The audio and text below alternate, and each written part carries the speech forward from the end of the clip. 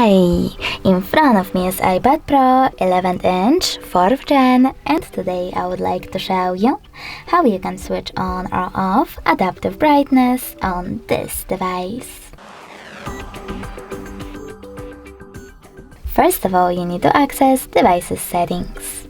Then scroll down and click on Accessibility section.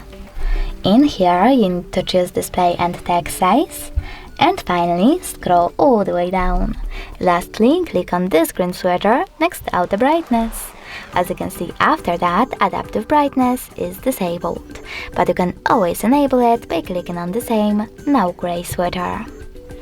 Thanks so much for watching. If you enjoyed this video, leave a like, comment and subscribe.